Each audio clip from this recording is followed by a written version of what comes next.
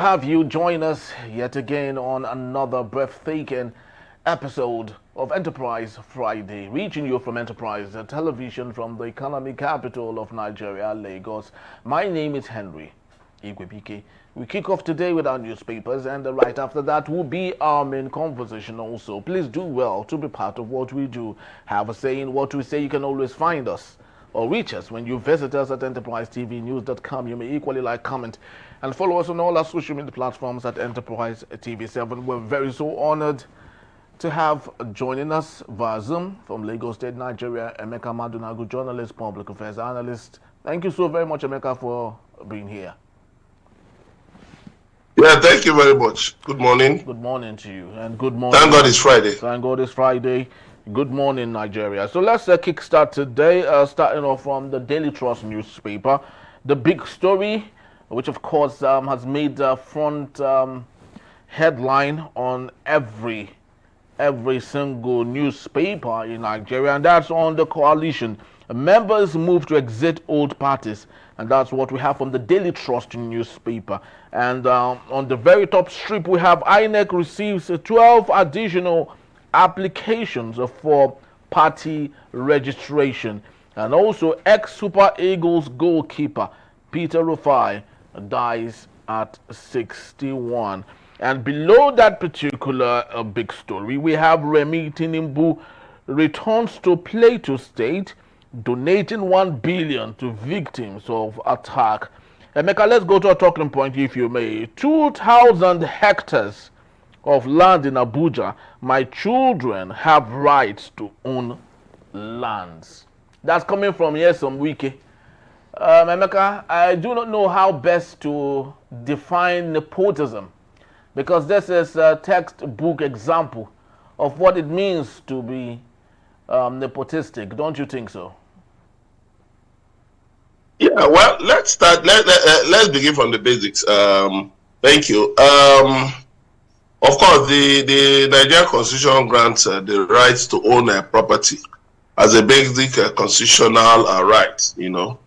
Yes, it is true that what Minister of the FCT Nyesom Wike said, that he shouldn't have right to own land. It is true, but the fact of the matter is that you see, conferring benefits on yourself, or members of your family, through the instrumentality of your office, is actually unacceptable.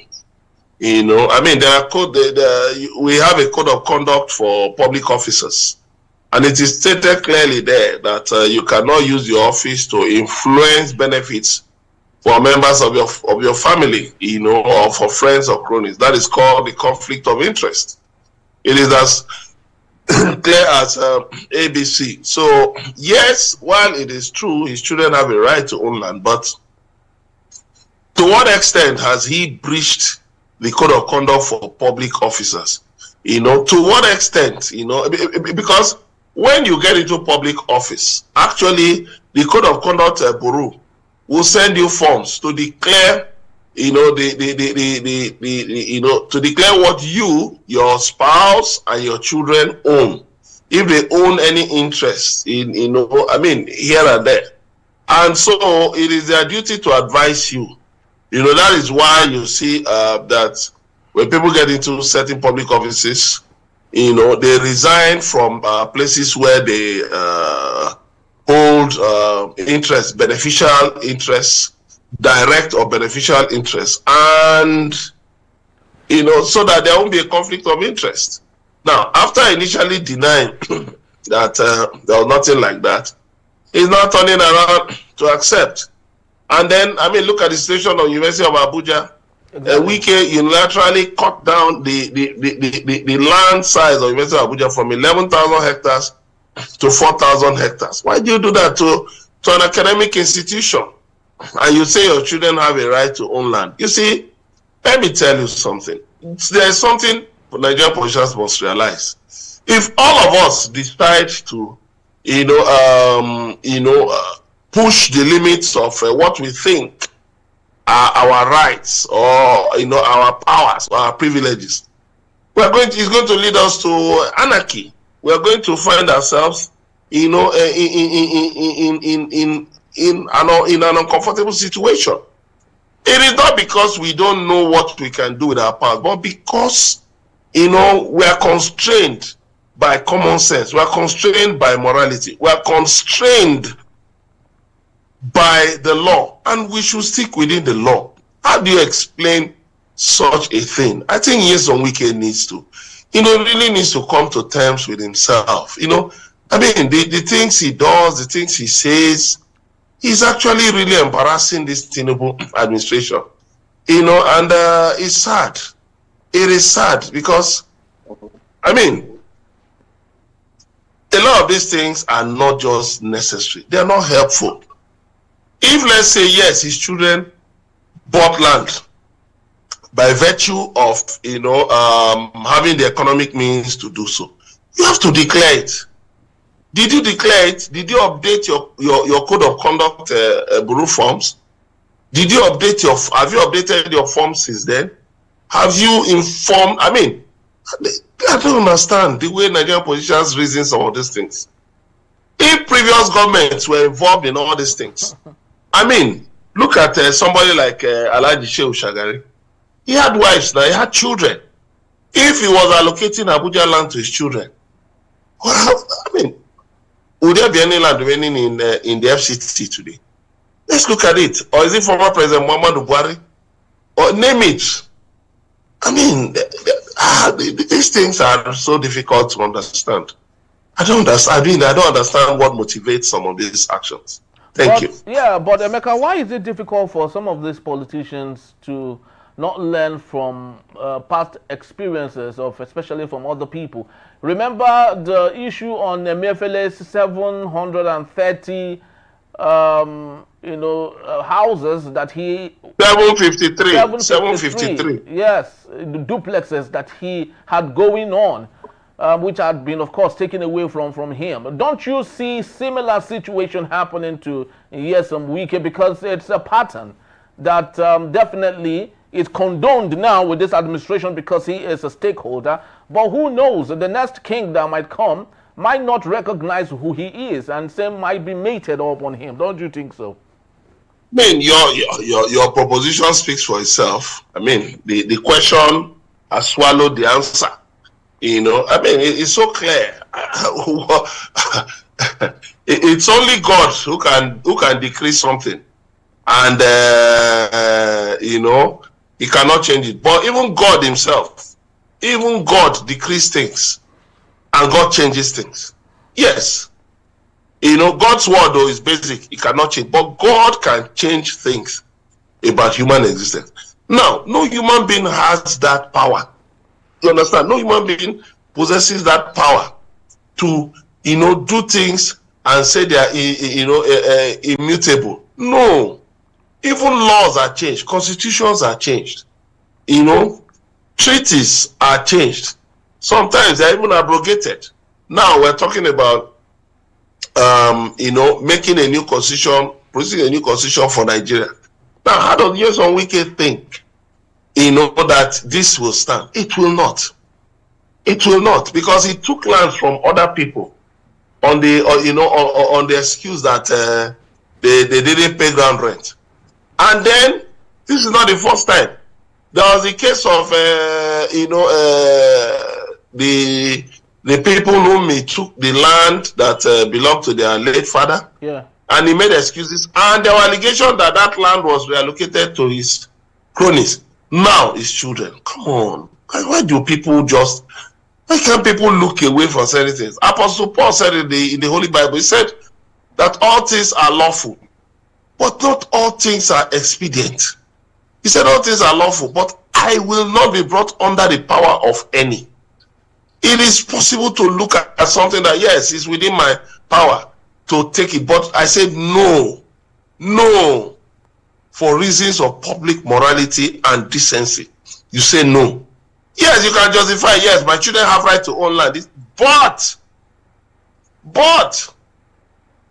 the power you wield as a minister of the Federal Republic of Nigeria does not give you, morally speaking, the right to appropriate state resources for members of your family while you are, you cannot even use your office. Yes, if your children want to hold that, when you leave office, you can tell them to hold on when you leave office. In order not to give the wrong impression, it may look right. Some people may defend it, but in order not to give the wrong impression, you say, no, please hold on. Please hold on. Let's leave it. After I've left office, you can now apply through the due process. But you see, these are things you see in Nigeria. People do things and they think they can get away with it. Okay, so why is the EFCC now prosecuting Emefiele? Emefiele, exactly. Why are you prosecuting Emefiele? You are claiming that Emefiele abused his office. And then now look at somebody, right?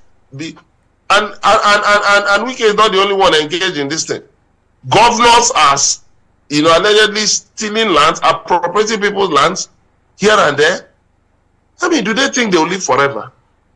These are things that their children may not even be interested in. Very well. I know of a prominent Nigerian, who at a function was weeping.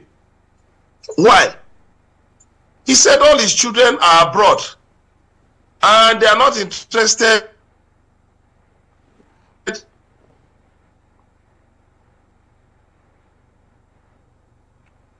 Right, I think we're having a little bit of a glitch there. After all these properties he has acquired, what did the Lord Jesus Christ tell the rich young ruler?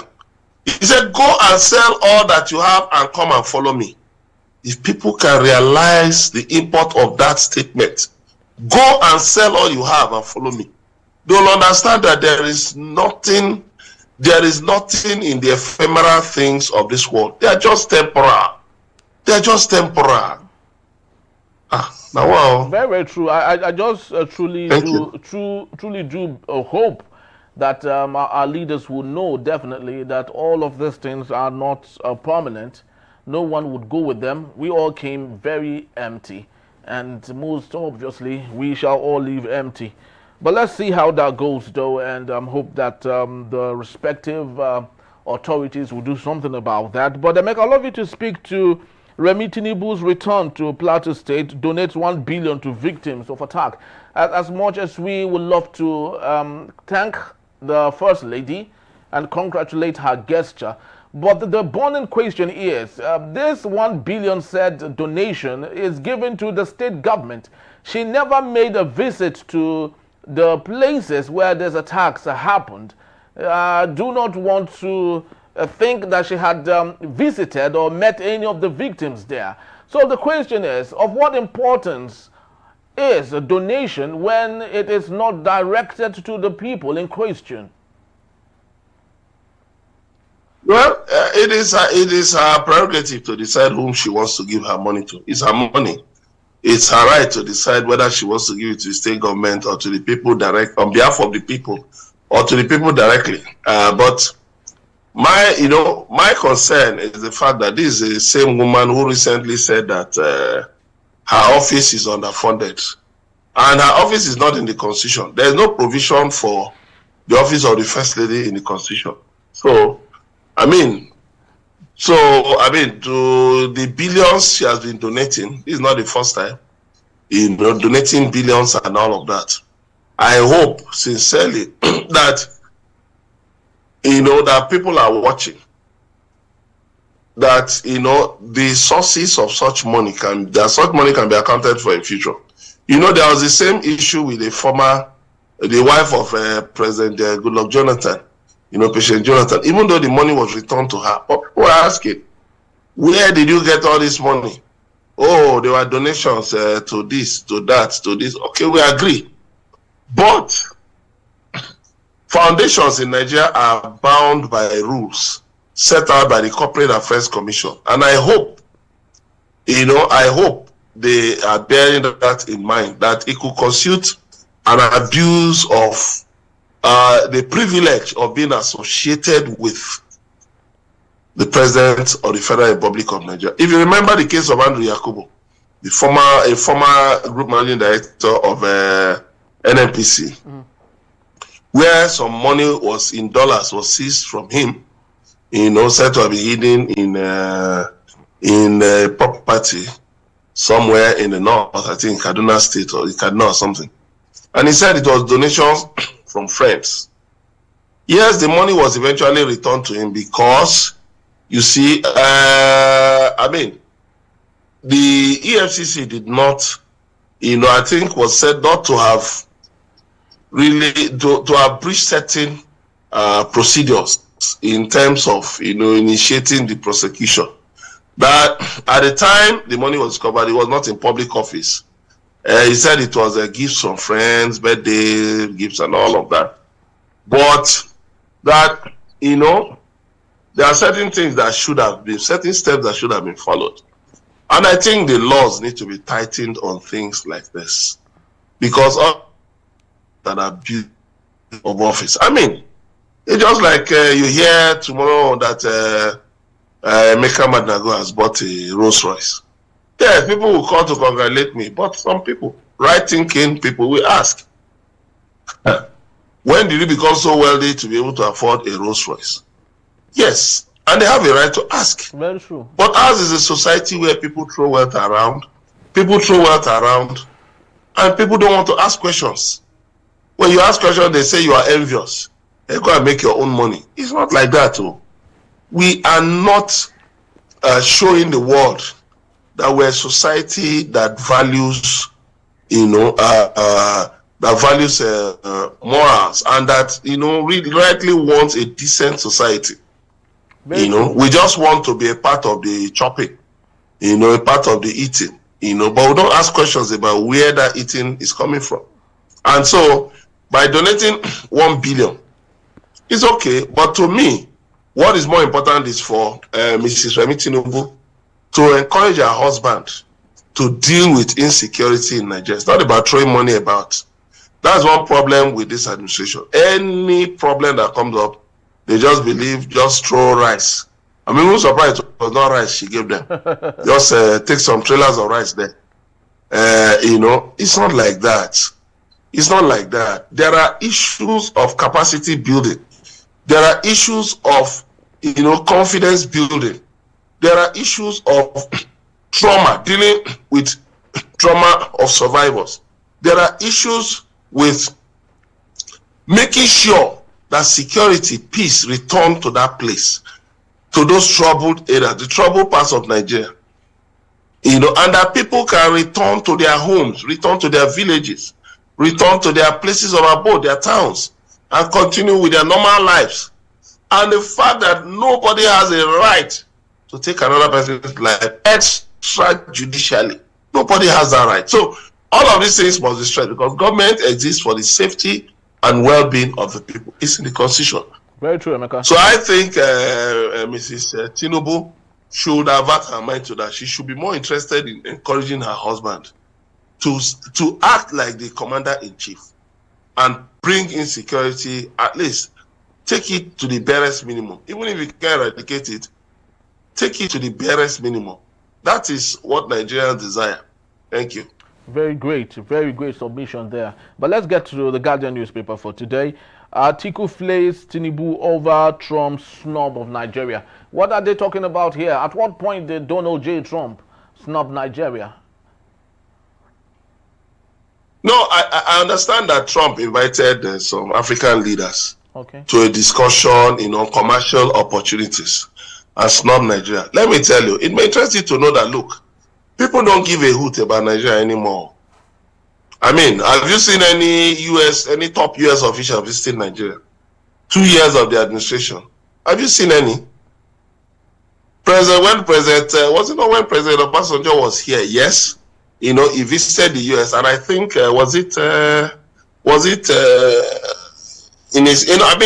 in past administrations, I don't remember whether it was Obasanjo or so. About just time that, was it Clinton? President Bill Clinton visited Nigeria. US President Bill Clinton visited Nigeria. Under Yar'Adua, the then US Secretary of State, Hillary Clinton, visited Nigeria. And you can, give records of high-profile visits. John Kerry visited Nigeria, then as Secretary of State, visited Nigeria under President Goodluck Jonathan, and things like that, but in Tinubu's 2 years, no single high-profile visit by any official, any high-ranking official of the world's largest economy. It says a lot. It says a lot about how they regard Nigeria. And to think that one of the top advisors of President Donald Trump, US President Donald Trump, is a Nigerian, is a naturalized Nigerian. Is a special advisor on, I think, Middle East, relations. The former chairman of SCOA Motors, Bulos, so who is incidentally an in-law to President Donald Trump. His son to Donald Trump's daughter, I think Tiffany or so. So, I mean, how have we leveraged on it? The only thing we saw was when Tinubu traveled abroad recently, and on one of those his numerous visits, and the man visited him. There was a private visit also. Apart from that, we've not seen any visit to Nigeria. Now look at the snub. I think it's 13 African countries, and Nigeria is not included. The largest economy in Africa is not included. And look at us in terms of the impact, the power of our economy. We're number 4 right now in Africa. But look at we're the most populous black nation on earth. So to ignore such a nation tells a lot about how the sitting US administration regards the Tinubu administration. And it's a big slap. It's a big indictment. I mean, look at Tinubu visiting St. Lucia, a tiny nation of 187,000 people. Instead of visiting the United States. He was in China. He has gone to China. Look at the great nations of the world. You do your best to visit those nations. Look at how Narendra Modi, the Indian Prime Minister, has been doing everything to promote foster and build upon India's relations with the United States. And look at Nigeria. Where are we? Nothing. Just small sound bites from, the U.S. ambassador occasionally. I mean, we should tell ourselves that truly, this house has fallen. Like that book, the title of that book by an American author, This House Has Fallen. It's sad. Very sad. What we are doing, what we have done and are doing to ourselves. Yes. Very so sad. Because let me give you an example. Yeah, please do. Let me give you an example. We have the Africa Growth and Opportunities Act, AGOA. It has run out, but we have the opportunity to engage with the United States to restart that act. And under that act, what did Nigeria really do with it? We had the opportunity to, be exporting products, finished products from Nigeria to the United States. Under AGOA, go to big stores in the US, Walmart and the rest of them. How many Nigerian products do you see in those stores? How many Nigerian products? When you travel abroad, go to United Kingdom. How many products do you see in Tesco? How many products do you see in all those, departments, in all those malls, department stores? Travel to India. Travel to South Africa, that is just next door here. How many? How many? And the World Bank and the IMF will keep deceiving us that the economy is improving, the GDP. What we are talking about is the power of your economy rests in how much influence you can exert in the global economy through your exports. Nobody is stopping us from exporting finished products. But we are more interested, we just extract oil and we take it out. We extract minerals and we take them out. We are not thinking of playing anywhere in the global economy, the trillion dollar global economy. We are not. Big companies closed down. Google left Nigeria, and Tinubu says we are trying to downplay it. Google is a $1 trillion company. It's a $1 trillion company. What have we done?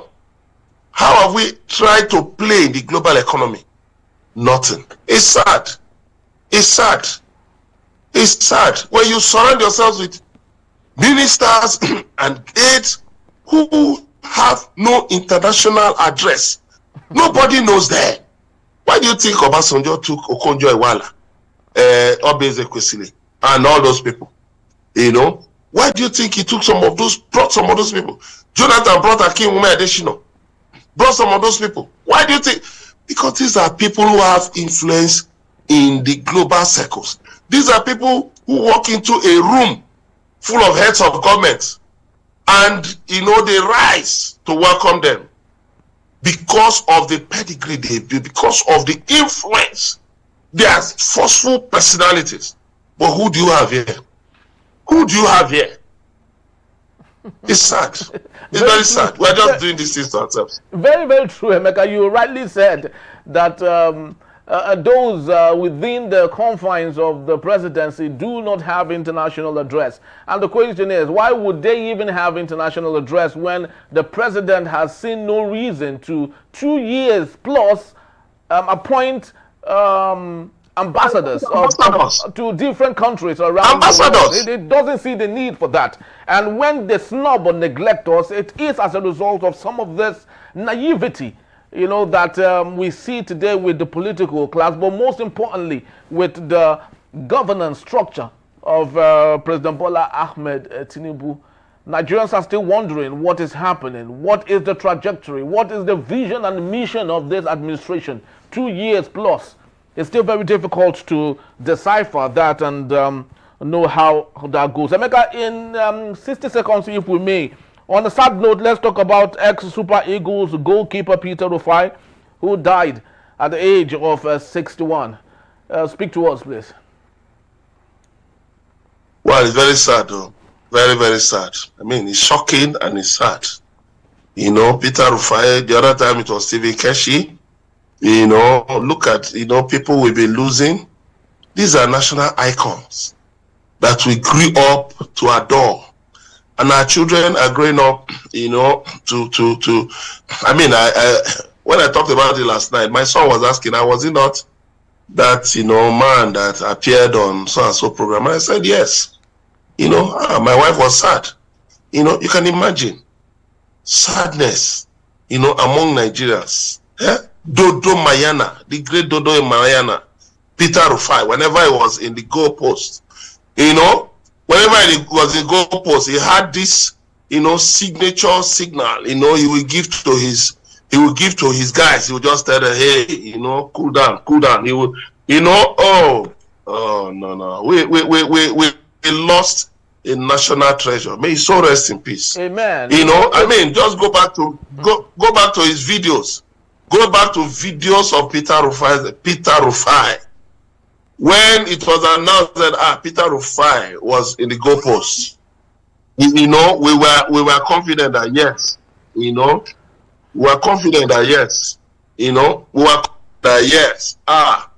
Nigeria will show their pepper in this match, you know. Man, I just hope that the up and coming generation of goalkeepers in Nigeria can actually emulate, you know, a great man, the great man that Peter Rufai was, Dodo Mayana, that we can, you know, emulate him, you know, emulate the selflessness of somebody like Stephen Keshi and some of those departed national heroes. You know, I mean, he should be immortalized. He should be immortalized. But one certain. Yeah. Yes, because I actually wanted to state that, of course, yes, we know that death is inevitable, but unfortunately, the Nigerian state and our country has no respect for some of these great legends. We've seen them, you know, come from very great status and becoming peasants because the government of the day do not really give credence to their great value, their symbolic value, and their contribution to our nation state. Don't you think all of these things being watched by younger ones might make them no see reason to identify with Nigeria. Remember the athlete Ufeli, who of course had pitched her tent with Turkey because of the way she was treated by the federation in Nigeria. Yes, Stephen Keshi was old till he died. Stephen Keshi was old till he died. Look at athletes after they are putting their best, abandoned, neglected. Look at Peter Fregene. Peter Fregene, goalkeeper, who was abandoned. Who was abandoned. Look at many athletes who are putting their best. Look at the National Stadium. The National Stadium where the Super Eagles had back-to-back victories, won the 1980 Nations Cup. Look at the National Stadium in Surulere, Lagos, abandoned. What does it say about us? We are more interested in fleeting moments, ephemeral things, crude display of wealth, crude, primitive acquisition of wealth. We are not motivated by those things that unite us. Football is one of the things that unite us as a nation. One of the things that, bring the Nigerians together, that motivate us. And that is why you see we are more interested in watching foreign teams, in watching foreign leagues. Because why? How many of our footballers in Nigeria in the domestic league are actually well motivated?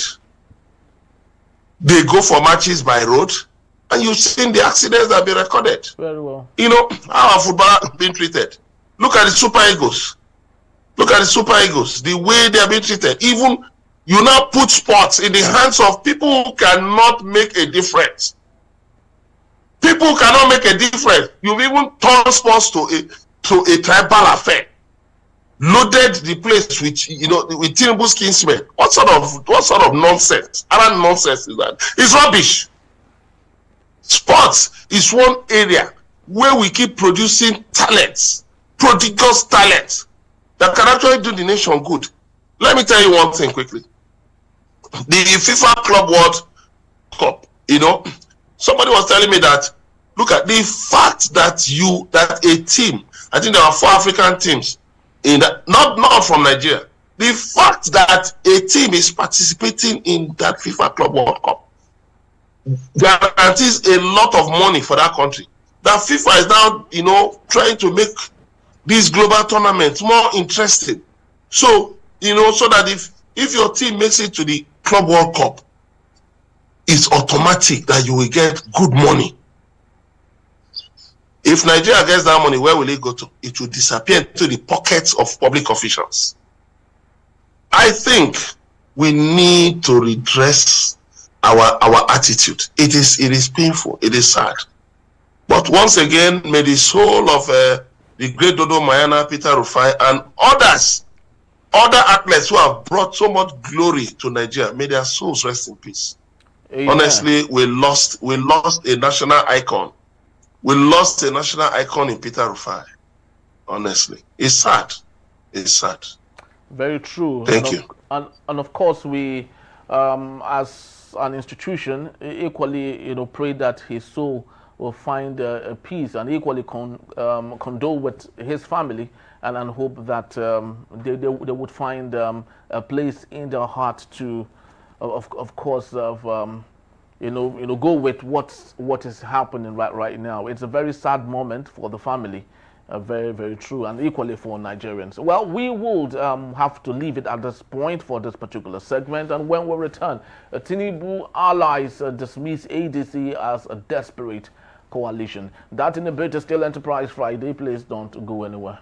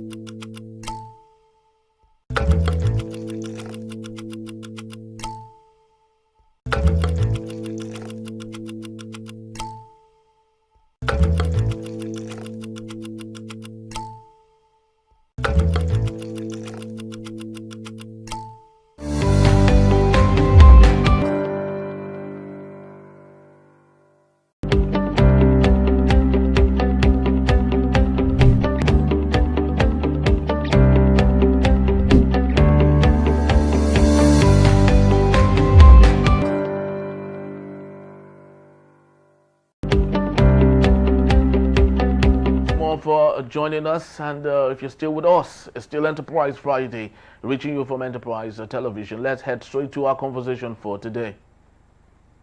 The Tinubu Media Force, TMF, has dismissed the revived African Democratic Congress, ADC, as a desperate alliance of displaced politicians trying to regain lost relevance ahead of the 2027 elections.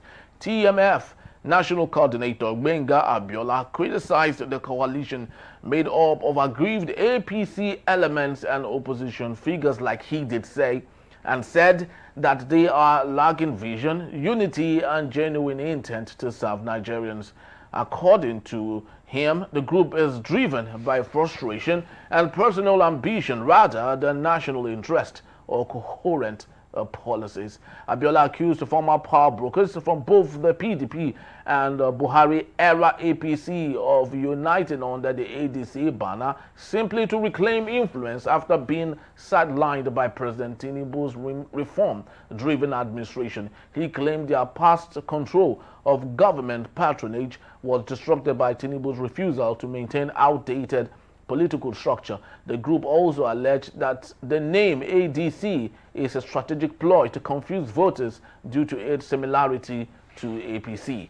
Despite the presence of prominent politicians like Atiku Abubakar, Peter Gregory Obi, Nasser El-Rufai, and others at the ADC launch, TMF maintained that Tinubu's administration is focused on economic recovery, accountability, and structural reforms.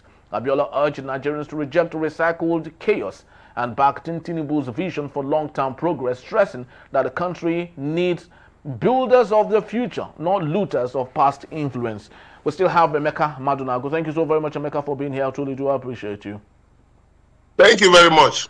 Emeka, let's start with the last quote, according to Mr. Abiola: builders of the future, not looters of past influence. The question is the administration of President Bola Ahmed Tinubu not part of those who were there before now, and currently is the administration not contributing to what people have alleged, the Nigerians in unison have alleged, as mass looting from pockets of people who are very close to the president?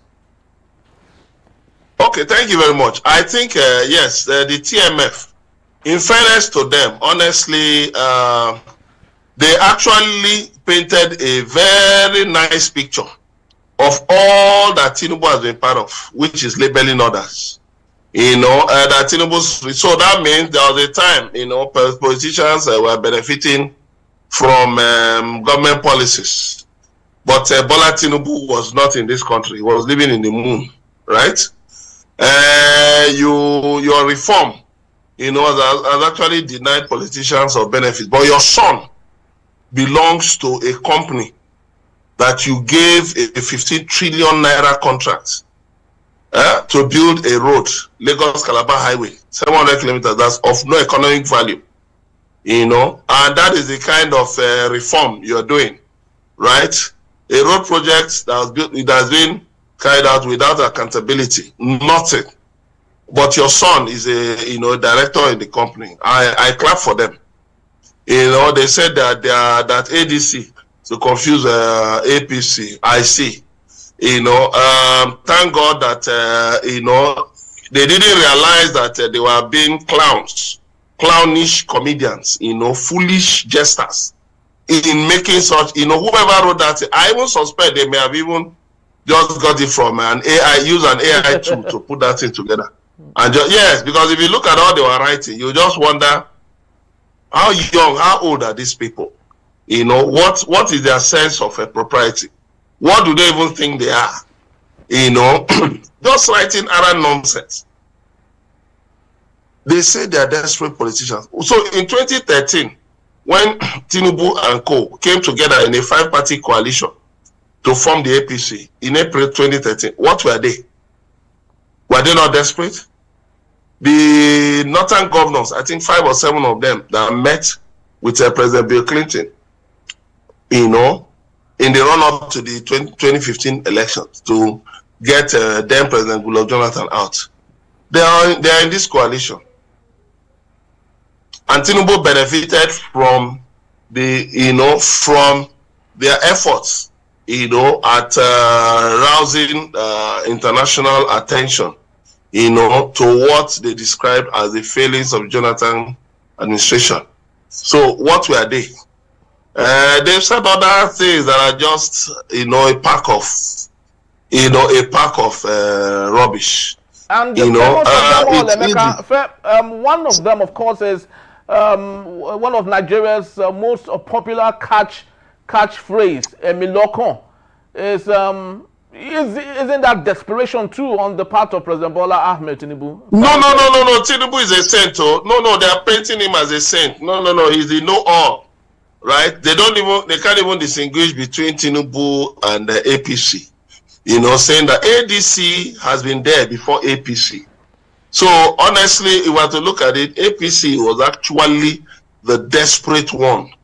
That the desperate party that came to, cause confusion between ADC and APC. ADC has been there for about 20 years. So who are these characters coming to talk rubbish? Just go on the streets. Actually, they go on the streets and ask the people on the streets what they think about Tinubu. You need to see the clamor. People are already asking ADC, how do we get your forms? ADC, we need ADC forms. Go online, go on social media and see the buzz, see the reaction. And more people are going to join ADC. It is a movement, it's a hurricane. It's a movement because, you see, Tinubu has left governance for politics. Just 2 years down the line, nothing to write home about. Nothing. A total disaster. Total disaster. On what front can you actually mark Tinubu up to 10%? On what? In what area? You brought in minimum wage. You played Nigerian workers. Doctors are already giving warning you about salary adjustments. How many states are paying the new minimum wage? Even in the FCT, right where Tinubu lives, teachers and health workers have been on strike for 3 months because of non-payment of minimum wage. But right there, the minister of the FCT, Nyesom Wike, has renovated the International Conference Center with 39 billion. He's even saying that in this period that they've generated over 600 million. You know what 39 billion is? You just wonder at what motivates some people. You just pity them because you don't know the external pressure on them, to just say and do absurd things. Right in the FCT, insecurity everywhere. A third pothole, and thankfully he gripped the steering, and the vehicle almost somersaulted. And somebody is talking rubbish, telling me Tinubu's reforms. Let them go to their home. When last did they visit their hometowns, their villages? When last? Let them try it. When last did they visit their villages? When? What are they contributing? All these characters just form all these amorphous groups to make money from politicians, to milk the system. All these psychopaths saying that Tinubu has done it. Even Tinubu himself will be shocked at some of the accolades these people have, because he knows he doesn't deserve it. He doesn't deserve those accolades. He knows it's a lie, that these people are lying. He knows these people are lying. Look at. Tell me one sector where you can score Tinubu up to 10%. I challenge anybody. Except sectors where he has favored the federal government, favored bureaucracies, favored his friends, his friends. Let him tell us where. Is it his appointment where he has turned Nigeria to Federal Republic of Southwest? Packed people of his tribal origin into public offices. Let him tell us where he has performed. Where? Performed what? Peter Obi was governor of Anambra State for 8 years. He has not benefited from any government contract. As a matter of fact, some foolish people in the APC were saying that Peter Obi worked under Abacha, and they know themselves that they are just being desperately stupid. Peter Obi just headed a committee. He just told the federal government that he could help to decongest the ports, because under Abacha, under late General Sani Abacha, we had terrible congestion in the ports. And PWB said, okay, that it could help to, decongest the ports. And he didn't collect a dime. He is the one who has even been saying that at public fora. He said that he helped to decongest. He didn't collect a dime, nothing. He didn't collect a dime from that assignment. But all these pitiable, miserable fellows, they think they can impeach his character. No, his character is unimpeachable. They will tell you, that David Mark didn't bring anything to his. Tinubu, what has he actually done in any part of the country? Setting up phantom universities but you cannot fund the existing universities and federal institutions, but you are setting up phantom institutions all over the place. Anybody, every senator now, member has already wants a university in there. Let them continue. They will just totally destroy the tertiary education system in Nigeria. They are now opening universities the way Nigerians are sinking boreholes. That is how low we have sunk in this country. But saying, why are they worried about the coalition? Yes. If they say the coalition is meaningless, so why are you talking? Every official, Bayo Nonuga spoke. What is it? All of them, Daniel Buala, all of them have been talking. If the coalition is meaningless, why are all of you promoting the coalition? All of them have been speaking. If the coalition is of no consequence to you, why are all of you shaking? Why are you jittery? Why are you worried? Why are they worried? Why are they worried about the coalition? Every minute, go on social media, go on X, Facebook, you just see their statements everywhere, everybody trying to outdo the other. Why? Because it's their job remit. They have to earn their salary. So they don't even know what they are saying. They are even contradicting themselves. Look at the one they call Festus Keyamo, Minister of Aviation, saying that it is unlawful for you to be in one party and promote interest in another party. So what has Nyesom Wike been doing? What has Nyesom Wike been doing? Look, honestly speaking, it's sad. It's sad when one has to engage in such a discussion about such characters who are just out to make money using all these kinds of amorphous groups. But if you go and check the CAC, you even see that they may not even be registered. I'm telling you, I feel so sad having to discuss such a group, because you may be surprised that they are not registered. Just one phantom group existing, just disturbing the peace of Nigerians. Emeka, do you see a possible offset in 2027, going by what we experienced in 2014 against Goodluck Ebele Jonathan?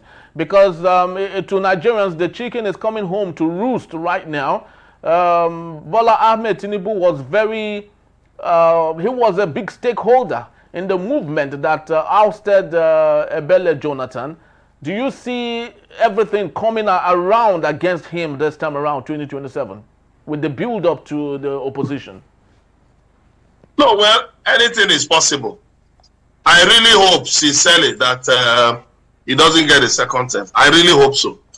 Because you can see, not up to 2 years, he has been engaged, he was engaged in, in politicking. Leaving governors to the back door, to the back, relegating governors to the back burner. What kind of thing is that? That's irresponsible. We are talking about insecurity. We are talking about, poverty. We are talking about so many socio-economic ills. And somebody is there talking about 2027. What kind of human beings are these? All just fixated on grabbing power and nothing else. Nothing else. And of course, one of their top people was saying the other day that don't be surprised that Tinubu and Atiku meet privately. I said, yes, now what you're indicating is that you people are actually reaching out to members of the coalition and begging them not to disgrace Tinubu in 2027. And beyond that, what we're looking at is electoral reform. Exactly. Because we must reform, because we need a new constitution, a people's constitution. The Electoral Act has to be reformed. Because if we are going to be using PVCs, it must be clearly stated in the Constitution and in the Electoral Act that nothing else is acceptable. We must look at the smart card readers. You know, what is the constitutionality of the smart card readers? We must look at the beavers, the IREV. These things are just in the guidelines of INEC to, you know, to the Electoral Act, not in the Electoral Act itself. They are just in guidelines. These things must be put in the law. Then we must look at also the role of the judiciary. How can people stand in the sun, in the rain, at elections, and then one tribunal, one judge will just come and throw everything away? It doesn't work like that. We must interrogate the role of security agencies. We must look at the role of INEC. These are institutions that are inhibiting the growth of democracy in Nigeria. Look at the Supreme Court giving conflicting judgments on the same issues. Party leadership, the Supreme Court gave a different judgment concerning, you know, the PDP and Alimodu Sheriff, you know, and then came around again to give a separate judgment in the case of the same PDP and Labour Party concerning party leadership. The same Supreme Court talked about, you know, in the case of Johnson Abegunde, Labour Party versus Johnson Abegunde, in 2015, April 2015, this was. All right, I think we're having a bit of a glitch there. Emeka was speaking to the issue of comprehensive electoral reform as an ingredient needed if really we must get it right in this country, especially now.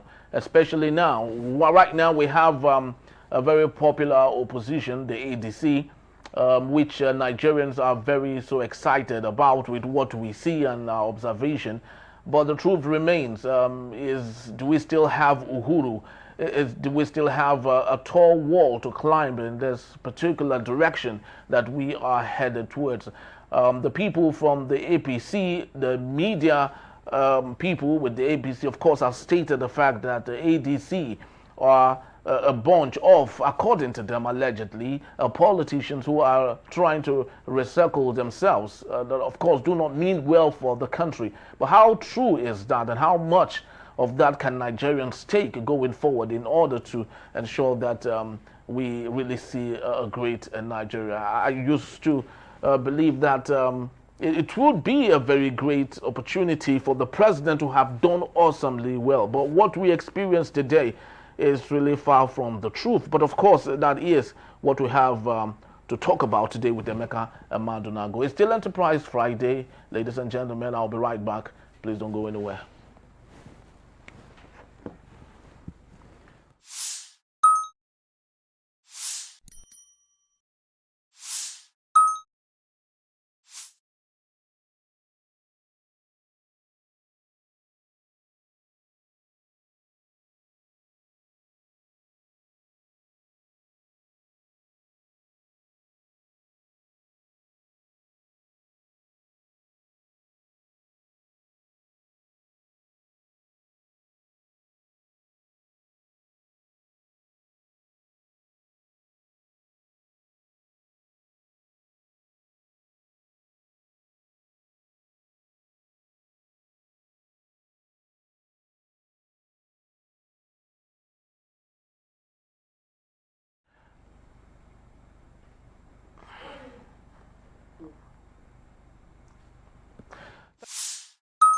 Being back with us, just before we had that little glitch, we had Emeka Madunago as my guest for today's conversation, and the topic was about the ADC and what the APC had to say about the new coalition, who of course are gearing up to ensure that they unseat President Bola Ahmed Tinubu with the APC.